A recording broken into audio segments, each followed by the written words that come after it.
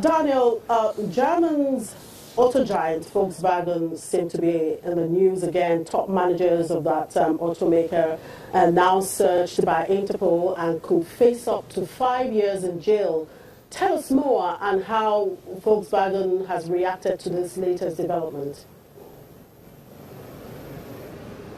Yeah, well, this news is and still is one of the most trending topics here at the stock exchange today. 5 former managers of Volkswagen now being searched by Interpol. This means basically to them they cannot leave Germany anymore, because if they leave Germany and go on vacation somewhere, they might be arrested and would be in jail with up to 5 years. All those employees, with, for example, the former brand manager of Volkswagen, also the former head of quality management, they were involved in this Dieselgate scandal, and we can see that the United States is taking all of this very seriously, because actually one of their former managers is right now in jail. Oliver Schmidt, he was on his vacation in Florida. He got arrested earlier this year at Miami's International Airport, and he's sitting now in jail and waiting for his trial, and it said that he could be up to 160 years there in jail. When you look at the share price of Volkswagen today, it didn't really get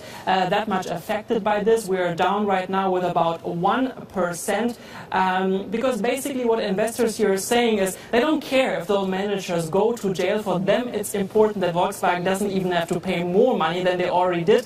And with those latest news of those 5 managers, at least this doesn't seem to be the case. All right. On a personal note, Daniel, like seriously, would it be more difficult for me to get an apartment in Germany just because I have a foreign name of Chimezie Obi? Well, I mean, according to the hidden test by ARD Media in Germany. Well, this is certainly a news that I'm not very proud to share with you today, but exactly, you mentioned this report that came out. They were doing a test, basically. 20,000 different housing companies were called. People applied with a foreign name, mostly Arabic and Turkish names, and they really noticed that basically it was really difficult for them to get an apartment. So, yeah, it's really sad. You might be facing the same problem. I can tell you a personal story as well, if you would like to hear.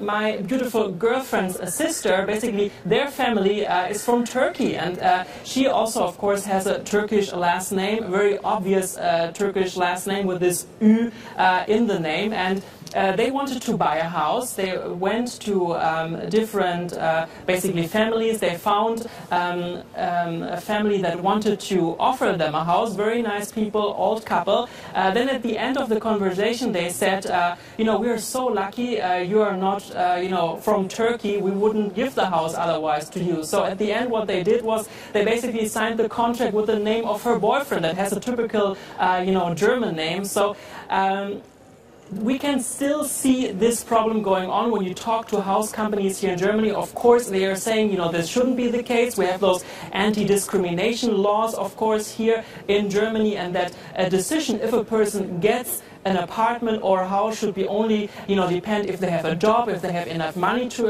afford. But yeah, this news right now is, unfortunately still the case. So yeah, that's the wrap up of the business news here from Frankfurt. I wish you a beautiful weekend, Shimi. It was a really nice week with you. Thank you very much, Daniel. I did enjoy talking with you, and we hope to see you again next week, and enjoy the rest of the weekend.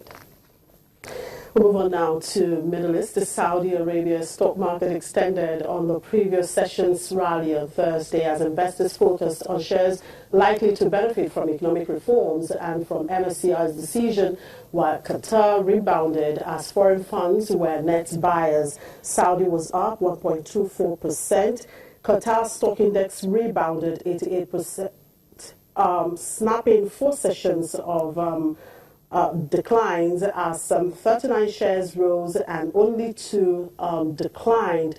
Elsewhere, Abu Dhabi's index fell 0.62% as Ashrak Properties, the most traded stock, lost 8.7%.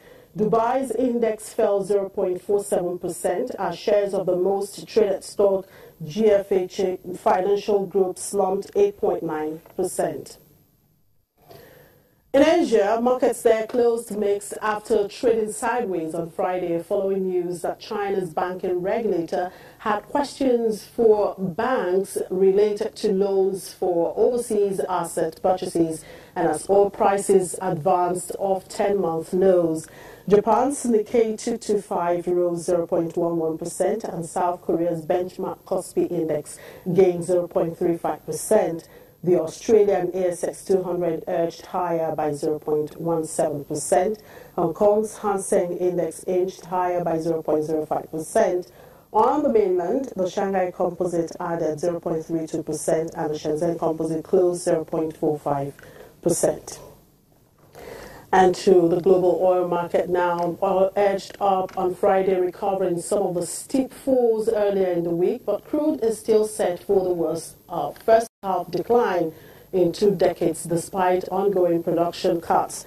Brent crude futures were at $45.39 per barrel, up 17 cents from the last close. U.S. West Texas Intermediate crude futures were up 17 cents. Oil prices have fallen about 20% this year, despite an effort led by the Organization of the Petroleum Exporting Countries to cut production by 1.8 million barrels per day that has been in place since January. That's the worst first-half performance for crude oil since 1997, when rising output and the Asian financial crisis led to sharp price falls. The weak markets are as a result of doubts over OPEC's ability to rein in fuel supply overhang that has dogged markets since 2014, as production has largely outpaced consumption. We'll take a quick break. We'll be back in a moment. To stay with us.